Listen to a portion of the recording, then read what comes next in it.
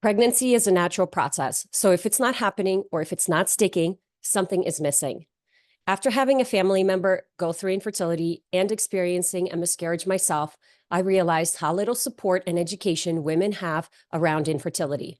I want to change that. I'm Dr. Jane Levesque. I'm a naturopathic doctor and a natural fertility expert. Tune in every Tuesday at 9 a.m. for insightful case studies, expert interviews, and practical tips on how you can optimize fertility naturally. If you've been struggling with infertility, pregnancy loss, women's health issues, or you just want to be proactive and prepare yourself for the next big chapter in your life, this show is for you. Today, I had the opportunity to sit down with Dr. Greg. I met him at the ECO event hosted by Cellcore every year. He was one of the speakers. He is a chiropractic doctor and he runs a functional medicine clinic in the Midwest where he has a team of clinicians that work with chronic illness and chronic disease. I loved his energy. He was so charismatic. He is so charismatic. He has a heart of gold.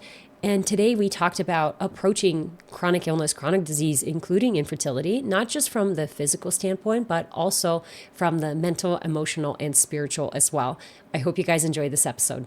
Hi, Dr. Greg. Thanks so much for being here. I'm excited to connect with you today. Dr. Jane, it's always a pleasure. Since we crossed paths here, a couple of months ago, we connected like two kids at the CrossFit gym, and here we are, right? So fun to chat with. You had such a charismatic personality at ECO. Like, I just remember watching you and being really drawn to your personality. And when you said at the end, like, hey, you guys can come and talk to me after, I'm like, I will come and talk to you after. Yeah, I had a lot of clinicians come and talk to me, and doing this for 22 years now. Like, there's so many clinicians out there that have such good knowledge, but they may not know how to communicate with a patient. They may not know how to make a journey understandable, how to run a business, those types of things. So yeah, I had some really colorful conversations post my speaking engagement.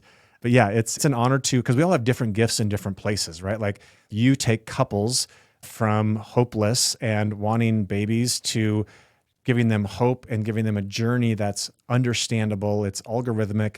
You're good at it. And that's fantastic. I mean, as a parent myself, I love my babies. We have 5 of them, so we're pretty good at it.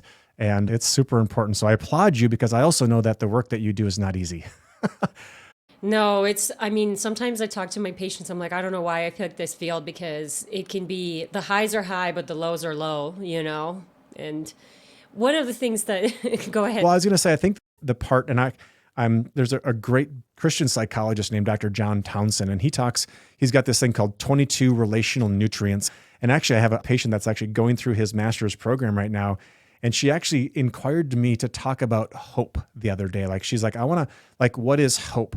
And I think the thing inside of Dr. Townsend's book, it's actually called People Fuel. It's sitting right here because I'm going to read this thing.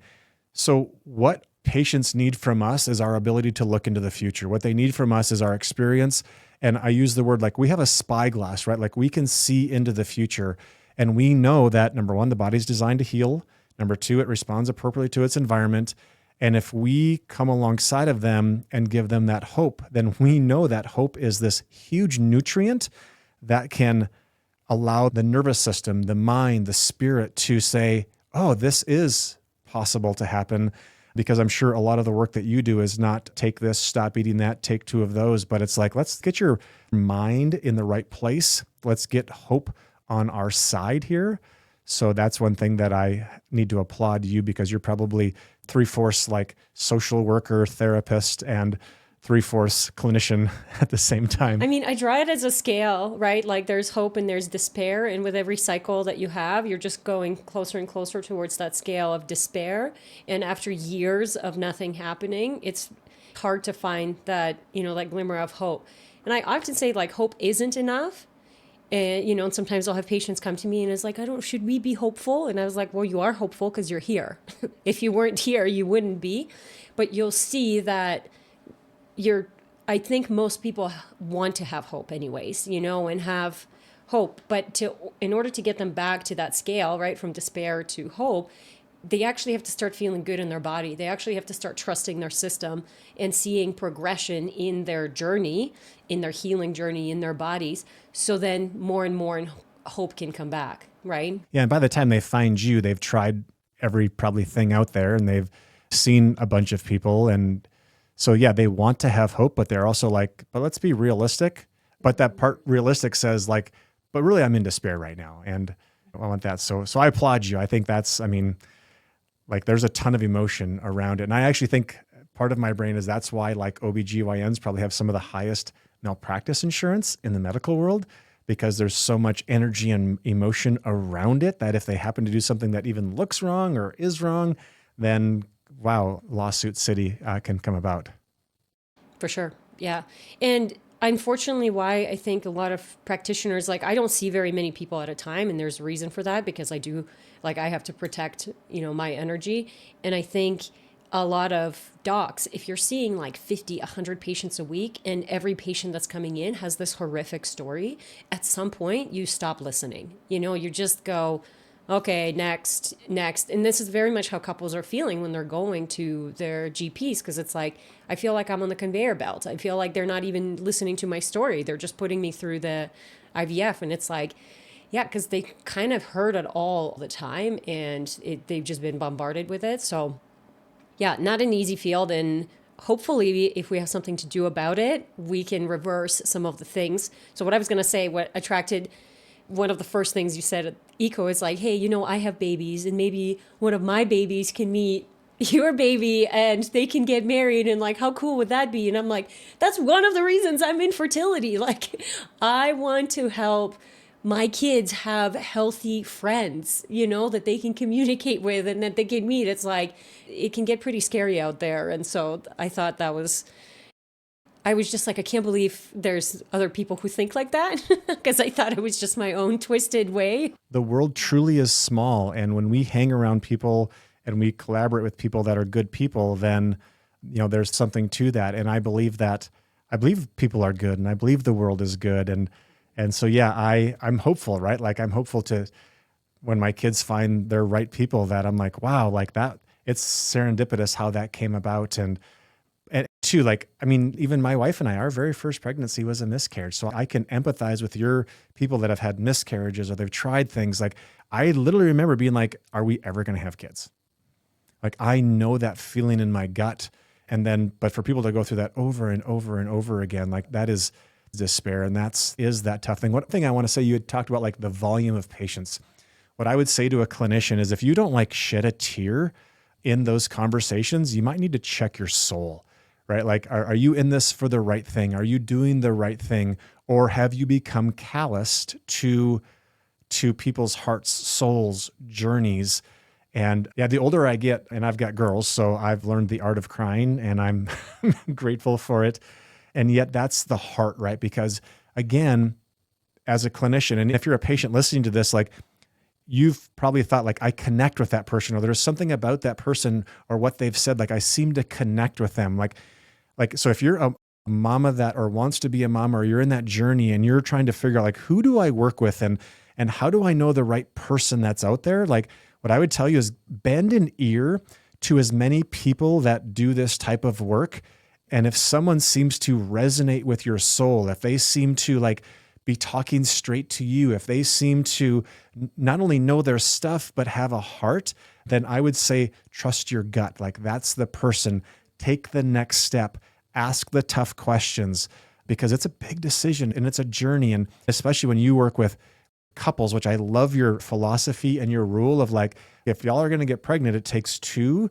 And by the way, you both have a role in it. And even for the guys, like regardless of what tests you've ran so far, like medical tests, we probably don't know the whole reason of your contribution or lack thereof. So I just want to like, And a huge connection with like erectile dysfunction and cardiovascular disease. And men don't want to talk about erectile dysfunction, but the female partners will bring it up and be like, it hasn't happened often, but sometimes it happens. And then sure enough, I'll run the homocysteine, the cholesterol, the triglycerides, the inflammation, the blood sugar. And it's just like through the roof, So essentially I'm sitting there being like, hey, like obviously we want to fix the erectile dysfunction, but there's a bigger problem going on here, which is cardiovascular disease. It's like you want to have a kid, you don't even know if you're going to be able to actually enjoy that kid with the rate that you're going at. Yeah, and the thing that I want your listeners to understand is that your partner's probably been checked and they've probably been told they're normal. And just like, And by checked, you mean like just a sperm or analysis? they've had or even they've had labs ran, right? And like you just used an H word that 90% of America doesn't even know anything about, right? Homocysteine, or even looking at what does triglycerides mean, or how do you break down those components? Now, respectfully for most guys, like ED, it will get their attention, but a lot of guys are like, no, everything works good, and then therefore I'm well. So the thing I need to say to the listeners is, if you've ran labs on yourself or your partner and you've been told you're normal or he's normal or she's normal, like, but you're not normal, right? Like just because your numbers are normal does not mean that you're normal. If you are normal, a healthy body can get pregnant. So one of the things that I think that they need to understand is that we look at numbers very differently than like the allopathic world. Like allopathic world is looking to say, do you have a disease? And do I use a pharmaceutical intervention to approach your disease? And in functional medicine, we believe that the body responds appropriately to its environment. So we're like, instead of saying your body's bad, we say, I wonder why your body is doing this, right? And that's where I've used the term upstream for many, many years. Like we have to go upstream. Just because these markers are off does not mean you have bad genes and bad luck, but there's probably something happening. Is there something in your environment? Do you have a crazy, stressful job? Do you live in a toxic house? Do you have underlying infection? Like we have to get curious with these things. And then that curiosity changes our approach. As opposed to looking for something to blame, we get to go, oh, that's interesting. What can I do about it? As opposed to you're damaged, you're broken, best of luck, and probably a family may not be in your future. So hopefully if I can just hopefully that lands to a listener that they're like, I knew it.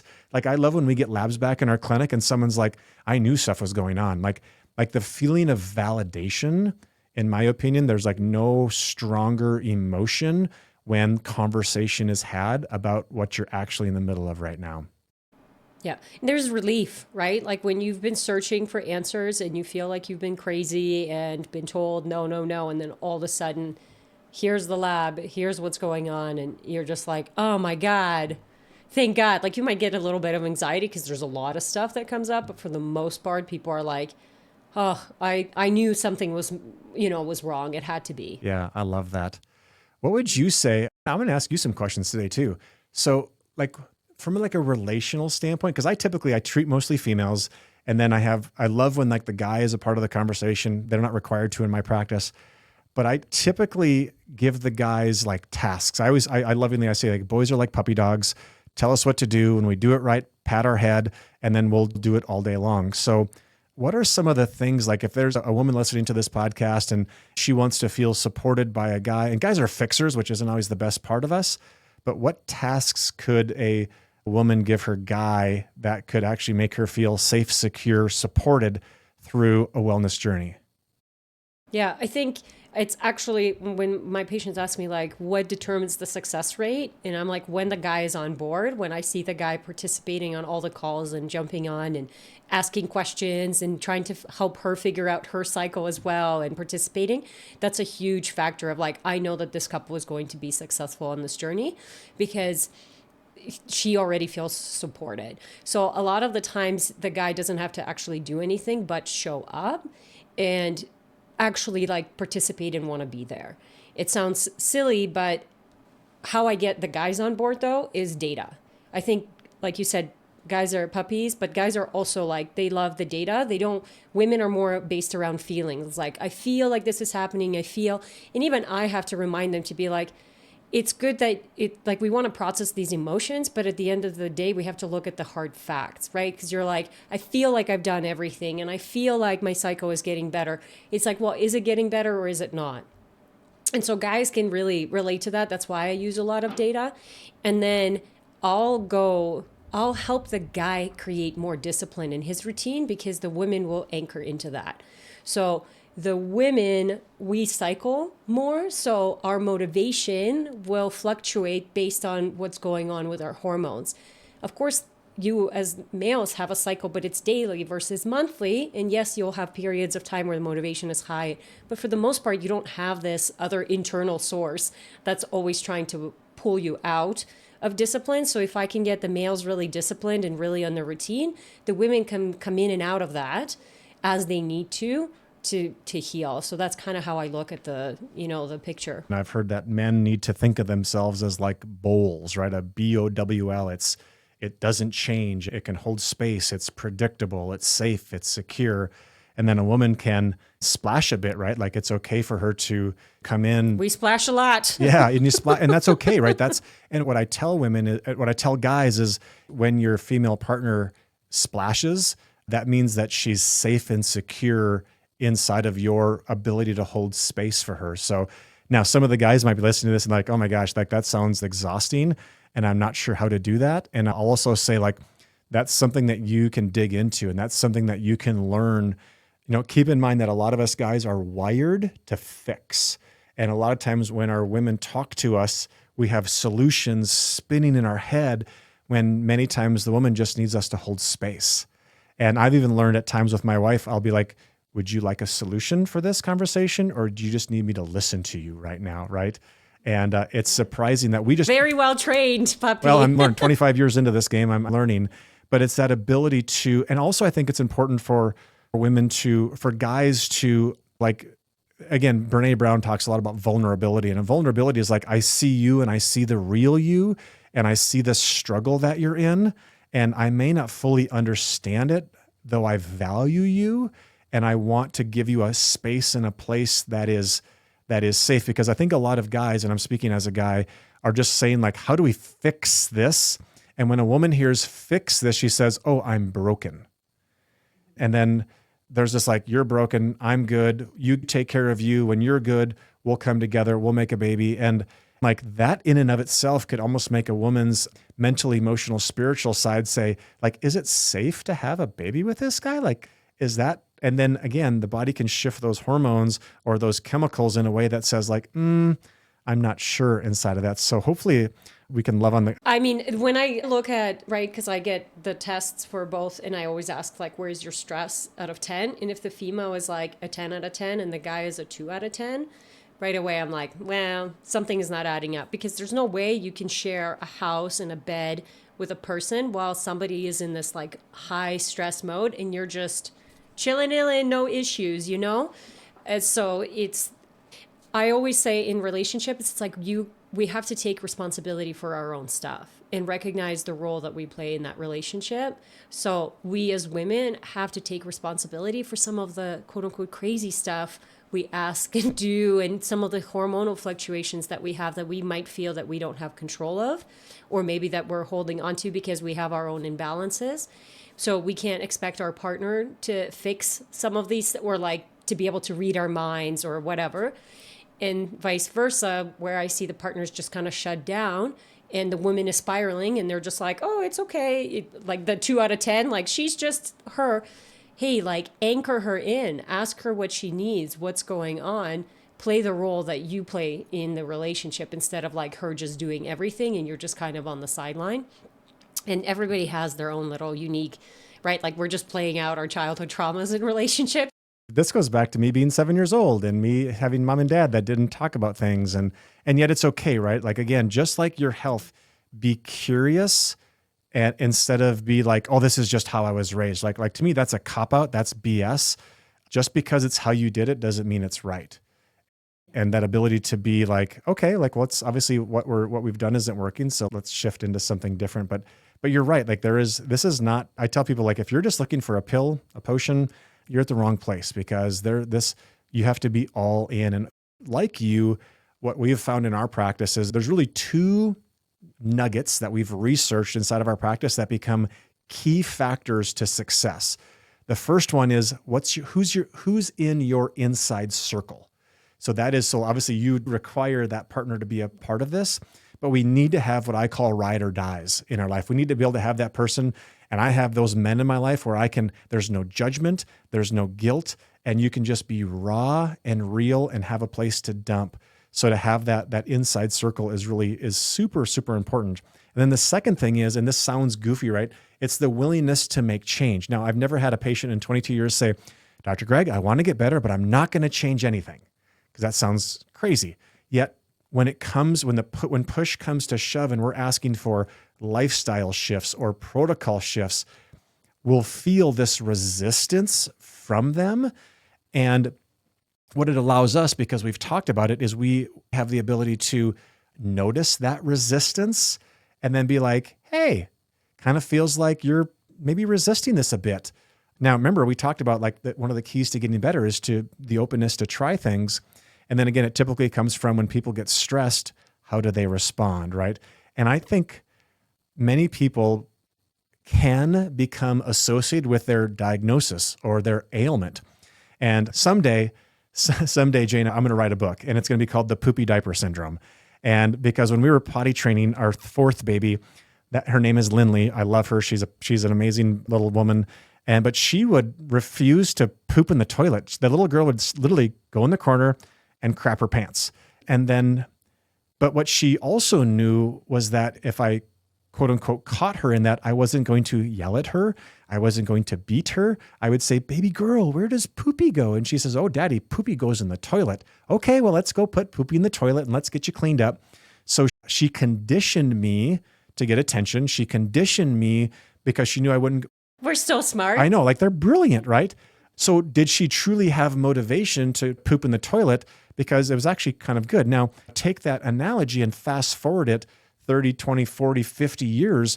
And a lot of people are still walking around in poopy diapers because they've conditioned people around them to respond in their crap, right? Totally. Yeah. Oh, I'm sick again. Oh, I'm sorry. I'm going to bring this over. Or this happened to me. Let me send you some. Yeah. And what they don't know is, will that person still love me? Who will I need to be? What will my world look like if I let go of this thing that I've held on to for so long? And I know it sounds stupid. People are like, I would never do that. But the reality is we do it all the time.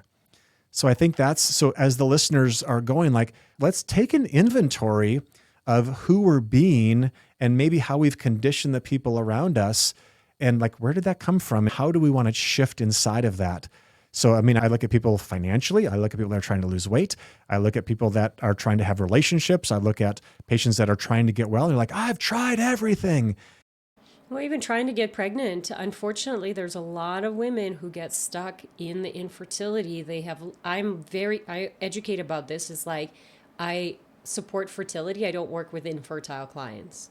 Because if you've labeled yourself, and I see people on Instagram, like some big names out there, infertility awareness, infertile for how, and like they literally have labeled themselves as that.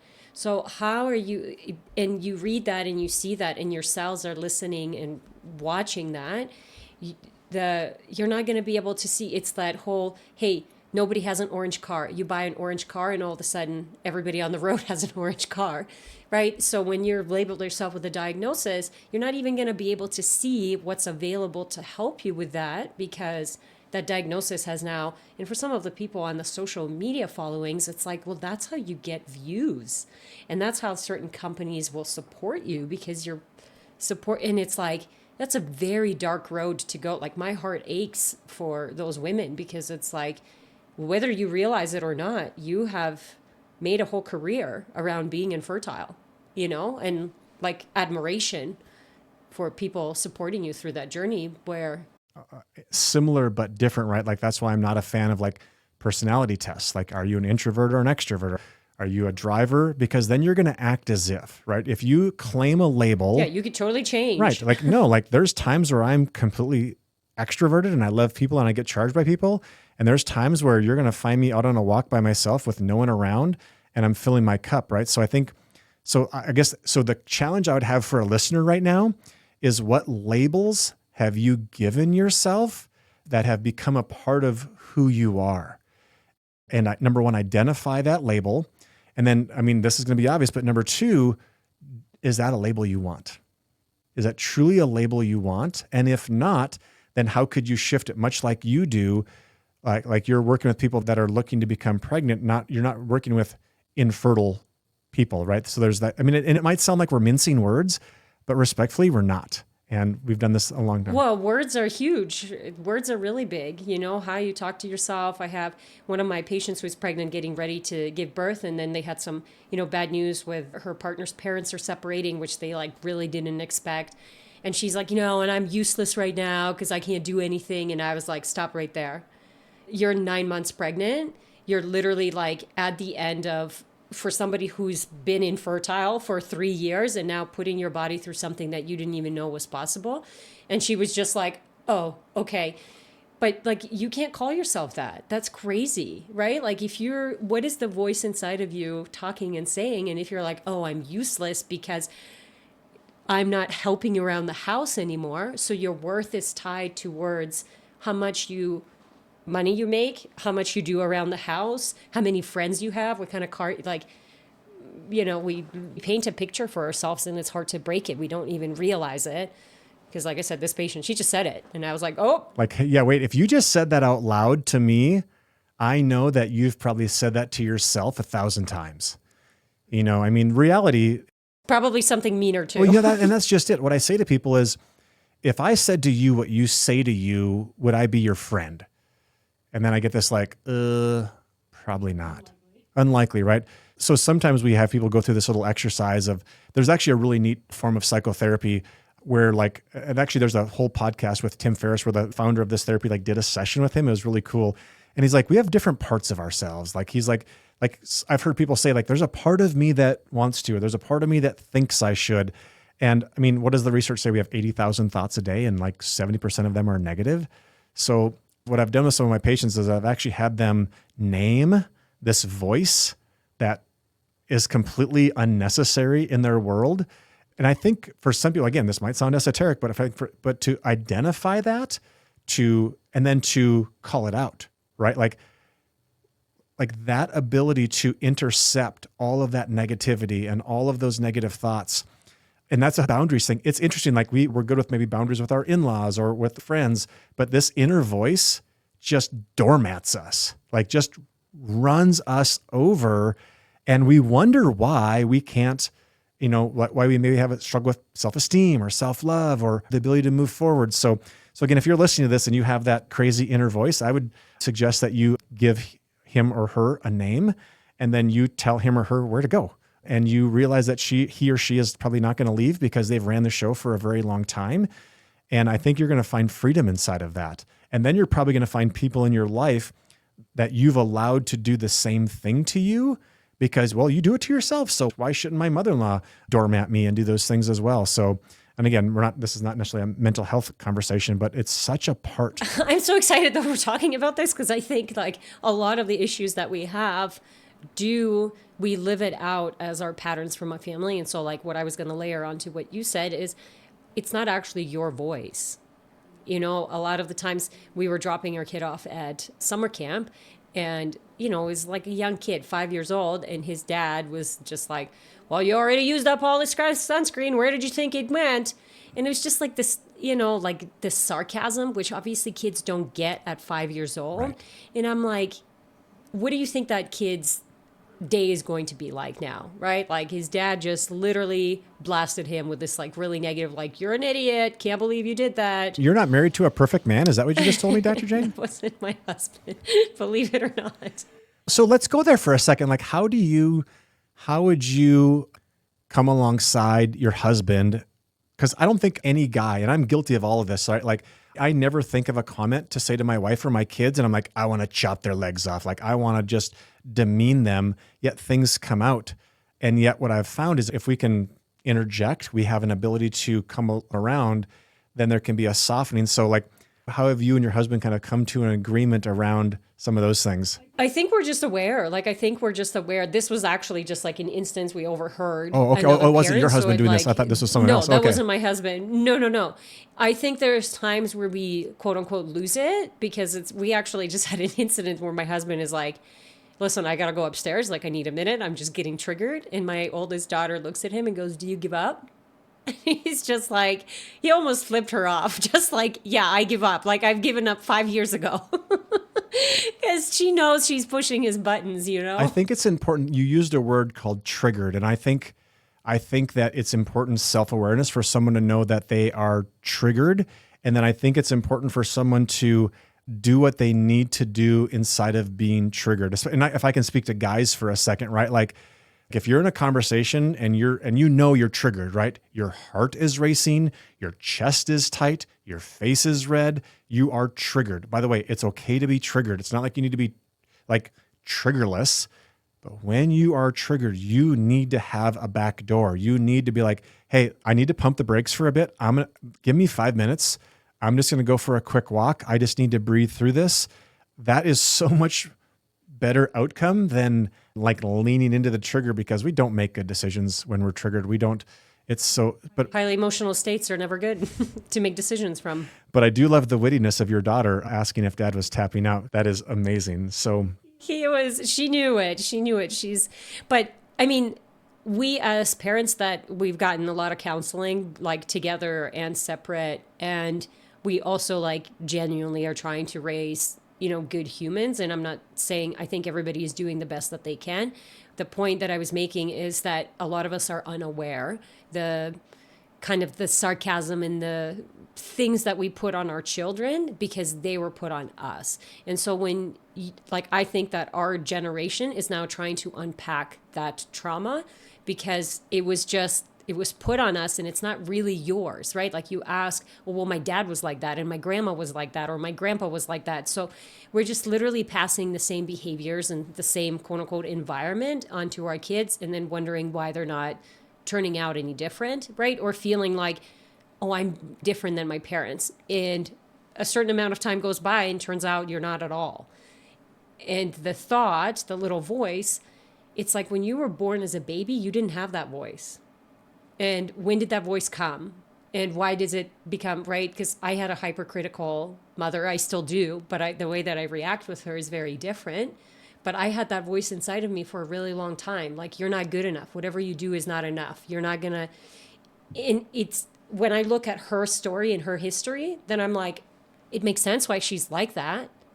So I can have compassion and love and forgiveness for her, but I can't heal her, and then I can let go of this perfectionism and say, oh, I just picked that up from her because she has. And so like understanding family history, I think, and talking to your parents and getting to know them, if you have that capacity, is really powerful because you'll realize that like, oh, there's no reason as to why we're doing this. It's just we're just doing it without like pump the brakes. I'm getting triggered. Why? That takes a lot of awareness. This is 6 years into parenting. We're like now saying pump the brakes versus the first couple of years. You're like, yeah, no doubt. The thing that to lean into that just for a little bit, so many of us in the Western world, we define our identity, we define our worth by what we do, right? So many of your clients are like, when I give birth to a baby, when I do this, then and I mean, I don't blame my parents necessarily, though I had this understanding as a boy that my worth came through my performance. And honestly, like I remember going back to our miscarriage, I remember calling my dad and telling him I'm sorry. I had like this underlying, like I owe it to my dad to make him a grandpa. Like, what the heck? And my dad was like, that's really profound. That's giving me goosebumps. Wow. Like not sure what to say. Yet I think so many of us have this, like, my worth comes through what I can give, what I can provide, whether it's a living or a baby or a family. And, again, going back to that psychotherapy, like there's a true self of you that regardless of what you do or what you produce or what you accomplish, you're good. And for so many of us, sometimes we have to have things taken from us. Sometimes we have to fall flat on our face to get to that place of like, I am just fine where I am and who I am. And that's a profound reality inside of it. So I think I would even, for the listeners, like if you meet somebody and they say, tell me about yourself, are you like, I'm a this and I do this? Because then you define yourself by your accomplishments. And I'm no different, right? Like I would love to say I'm a Christian, I'm a daddy, I'm a husband, but I typically like, well, I'm a doctor, I help sick people. And like, that's interesting. So that's my identity. And that could be stripped from me. But the fact that I'm those other things is a part of it. So then the question is, are those enough? Does that give you that sense of those things? So again, I think it's really important for us to really get that there can be kind of a story behind the story. There can be like even, like Tony Robbins would say, if you can't spend 10 minutes by yourself with yourself, you've got issues. And I'm not saying like we all have issues yet. Like, what is that inner talk? What is that? And even from other people, I had a woman in the clinic here last week. She was like 70 years old and she was not all that overweight. She's like, I'm here to lose weight. And I'm thinking like, really? At 70? Yeah, you're still, I know, it's crazy. And I was like, time out. Like, who's the first person that told you that you were overweight? She was like, oh, my mom. I was like, I'm sorry to hear that. Like, and then I was like, well, like you're married. So how does he talk to you? Oh, he gives me snide comments all the time. And I'm like, well, that sucks. So you've been told I will be good enough for my mom, for my husband when I have a certain size. And I said, that in reality, like that's what it is. And but when you say it like that, it sounds like that's terrible. Nobody would, but it's like, but that is the record that you're playing.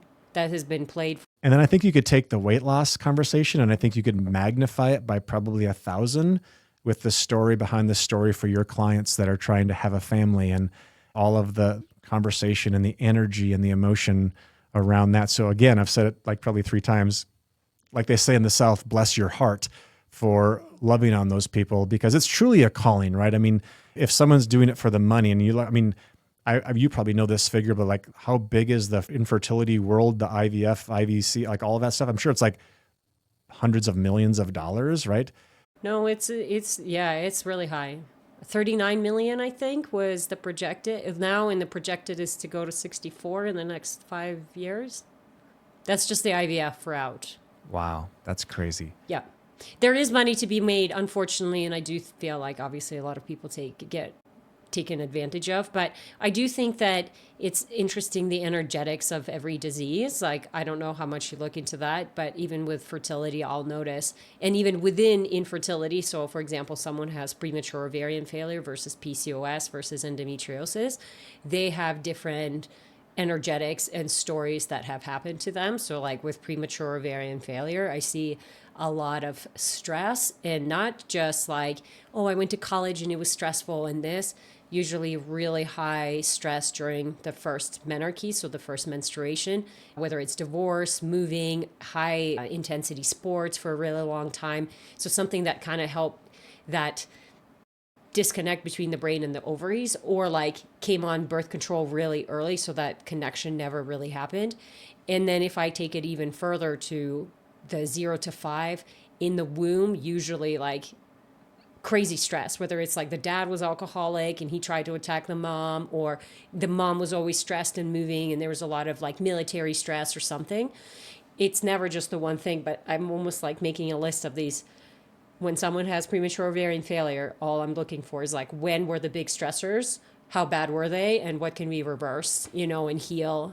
And because then by the time they're 15, 16, 18, they go into really stressful jobs because they thrive in stress, right? And so then it's like, yeah, but I've always been like that. It's like, that's part of the problem, right? It's interesting, right? Because our level of chaos is our level. And sometimes once something starts to look peaceful, but all we know is chaos, then we want to create chaos because our nervous system is like, even it's bad for us. That is so interesting. We've talked a lot about mindset. We've talked a lot about past trauma and all these things. Do you have resources, like whether it's other podcasts or authors or books? Like, do you have some go-tos that you have people kind of dig into? Because obviously you're not a psychologist, you're not a social worker. What are some of the tools that you'll refer your clients to help through that? So I had an interview with Dr. Gabe Roberts on the podcast, and his podcast was like a really huge hit. So he has his book, From Pain to Purpose. It's a little bit more like PTSD. So that's not one that I recommend to everyone, but sometimes it is the right fit. But just the way that he talks about like mental and emotional health, and I'll refer patients out to see him. I have counselors and therapists that I'll refer out to as well. But there's a really great book, and actually one of my patients found it for me, and it's called It Didn't Start With You by Mark Wolin, I think. I've read that one. Yeah. It's like, it just resonates with me because it's like it's in your DNA. And until you really understand the family history and the family line and where you came from, and the question that people ask always is like, well, what do I do with that? It's like, that's the fixer, right? That's the like, what do I do? And it's like, nothing. You do nothing with it. You literally just learn about it and absorb it and let it like just sit with you. There's nothing that you need to fix. You just need to be present, and it will help you, right, connect those dots. Like, oh, I'm like this because of this. Because there's this thing of like, okay, I've identified a problem. How do we fix it? And that's kind of the whole mental health thing. At times we just need to sit in it, and then you need to potentially empathize with, like you said, with your mom, right? Like, wow, like that was a gnarly upbringing. And I'd be curious what your grandma's upbringing was like. So this thing has been passed down. And then I think like in some of the work that I've done, we've used the term like becoming clear. Like, are you clear with your mom or your dad? And maybe you're not always fully clear, but what that means is there's no the only emotion towards that person is love. Yeah. Right? Like mom. It's hard to get to that place. It takes a while. That's way easier said than done, because love is, you're not perfect. I don't expect you to be perfect. And yet I love you. And what I will tell people is if you can't give it, it's tough to receive it. Right? So inside of some of that, a lot of times people like, sometimes when I get to know people better and I compliment them and they're like, yeah. I'm like, whoa. Like I was taught years ago that that's actually pride and ego, that response where like, thank you. Like, so for some people to receive because they don't feel like they're able to receive a compliment or a gift. I mean, like how many times do we do something for someone? They're like, okay, now what can I do for you? You're like, no, it was a gift. You don't have to. Like the definition of a gift is I thought of you, I care for you, and I got this for you. And then some people are like, do you like it? Well, now you've got a connection. Like, no, the gift is I thought of you and here it is, it's yours. And your response is on you. So many times we tie our emotions to other people's responses as well. So this is the web. And what my coaches, I work with a lot of health coaches in our practice. And like the term that we use in our clinic is the people that deal with their stuff. Like the ones that do the dive into the mental, emotional, spiritual journey are the ones that then when we're doing parasite, Lyme, mold, strep A work, their body just seems to receive it better and they have better results inside of it. So that's where, but yet a lot of people don't like to talk about it, right? They're like, oh, I've got this magic pill. Just take this pill and you're better. And just doesn't work that way.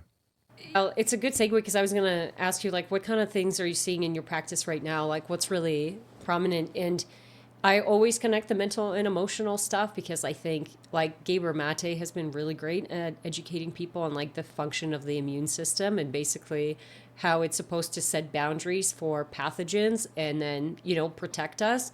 And so a lot of people who have autoimmune disease or any immune system conditions usually have a lack of boundaries, or those boundaries have been broken at some point, in their life. So you have to look at that component. I think that's any good practitioner would do that. But we also have to get in there and get rid of, the infections and the toxins and all that jazz. So I'd love to hear what you're seeing in your practice as a coming out. Like, what are people dealing with in your world? Let me give you a little personal story because I think that sometimes God gives us things that we get to deal with on our own, and then we start to see those things. So I would say, so a little health history. So when I was born, I had pyloric stenosis. So I was the projectile vomiter. As a baby, my mom didn't know about maybe modalities. So I had surgery as a 1-month-old. And then kind of through my life, I've always had kind of gut-ish stuff. And then when I started running labs on myself, I always had like altered liver markers. And then probably about 10 years ago, my wife was like, bro, there are some nights when your breath is like someone climbed inside of you and died and it's effervescing out of you. And I'll tell you what, she said it so lovingly. And my wife has candor, and candor is the ability to call the pot black. So of course, at first I'm triggered because I feel like I'm being judged, like, oh, I'm doing a fast or I'm doing carnivore. And then once I finally got over myself. So in the last 5 years, I've had my tonsils removed because the ENT is like, oh, I think you're making tonsil stones. By the way, no grown human being should have their tonsils removed. It's like the most painful recovery in the world. I had my uvula worked on. I've been to 3 biological dentists. I've had cone beam scans. So I did a podcast a couple of years ago with Dr. Michelle Jorgensen, you should get her on your podcast, by the way. She's a biological dentist from Utah. She is an angel. So I literally sent her an email, and I think it was like horrendous breath was the thing. I'm like, Michelle, like I need your help. And she, of course, she's like, are you tongue scraping and are you using the right rinses? And then she's like, you probably know this, but there's this real strong correlation with low stomach acid and your body's like not digesting things. And I was like, okay. So she's like, there's this like old gods and grandma's test called this baking soda challenge, and you should give it a go. And so obviously if your stomach is supposed to be a pH of like 1 to 3, speaking of your immune system, it should kill most things that come into your body. Well, baking soda is a very strong base. So if you remember back to grade school, you put baking soda into vinegar and the volcano happens. So you take a 1/4 teaspoon of aluminum-free baking soda in 4 ounces of water, you drink it, you start the stopwatch. If you burp before 2 minutes, you actually are probably making too much stomach acid. 2 to 3 is kind of like proper. And if you burp after that, well, I've done it a couple times and I have yet to burp. So that's interesting. So still waiting for a year later. So then you go in with the protocol of reacidifying the stomach. And this is really common in some of our older patients. Our stomachs lose the ability to produce stomach the older we get. So now I take like really high power stomach acids. And I've only been doing it for about 2 weeks. The verdict is still out because she's, but what I can tell you is huge change in bowel consistency. So I would be the guy that things would usually be pretty loose, definitely some undigested stuff inside of there. And then when I did things like maybe a higher fat or a higher protein approach, it just didn't work well with me because I didn't have the things that are needed. So you don't have stomach acid to actually break down the protein, the high protein content. So that's one thing I'm seeing. And then about 7 years ago, I went to a physical therapy seminar in Nebraska. There's this guy named Dr. Ron Ruska. He's like one of the kind of the key players for like the University of Nebraska women's volleyball team. They're like usually top 5 in the nation. And he talked about this fascial plane. So we have a fascial plane that he saw in the cadaver lab. It starts in our left hip. It comes up across our diaphragm and then up into our right neck and shoulder brachial plexus. And then he also stated that when the body gets stressed, it will actually change the tone or the tension of part of the diaphragm muscle. And what he'll say is when the body gets stressed, it'll prioritize the left lung. And he said, because the heart sits there. So when the body gets stressed, it's like, all right, like let's conserve energy here. So what happens then, so the term in neurology is, so your diaphragm it's one muscle, but there's 2 sides. So the right side of the diaphragm will lose tone or tension. And what happens inside of that is, yes, you can have left hip or mid back or right neck and shoulder pain, but speaking to the digestive component, well, there's a hole in your diaphragm where your esophagus comes down through. And years prior to this seminar, I would actually like do a manual therapy move for hiatal hernias, and it was horribly painful and it worked okay. So he has this, so his brain was all about like shoulder, hip. And I was listening to this going, oh my word, like what about the stomach? And then as I've also learned about the tone of the right hemidiaphragm, your liver organ rather sits right up against your right hemidiaphragm. So if people think about this, when you take a big breath in, your diaphragm drops. When you breathe out, the diaphragm rises, and there's an appropriate motion that's supposed to happen. So I believe, and I joke with my patients, like someday when I get to heaven, I'll get the final answer on this, but I believe that the liver depends upon the motion, the proper motion of the diaphragm from almost like a lymphatic standpoint to move its stuff. So I have seen crazy results with GERD, acid reflux, right upper quadrant issues, but also for the women in this world, the top of your pelvic floor is your diaphragm. So we've created several videos on, and it's not like, it's actually a breathwork technique where you try to go and reset the tone of the right hemidiaphragm. And then what happens is, because it allows your body to slide more into that like vagal tone component. So that's, I think, is important as well. So a lot of digestive stuff. I mean, we run lots and lots of labs. I see lots of infection markers. That's really the norm for us. But again, if your neurology can't receive the work that we're doing, or you're not digesting, I mean, you can kill parasites until the cows come home, but if you're not killing them in your stomach the way that you're supposed to, then you're never going to get ahead of it. So this conversation of kind of trying to go back to simple tools and simple ways is kind of what I'm seeing. So, I mean, yeah, we see Lyme and mold and all those kind of interesting things, but some of the thing we're seeing a lot of right now is more of this hypochlorhydric conversation. So, yeah, that's super fascinating. And I think, like you said, I'll get the answer, the final answer. Truthfully, when I'm looking at a case and when something doesn't seem quite right, usually it's a piece of information, that I'm missing. And then when you hear, and I always say when the student is ready, the teacher will come.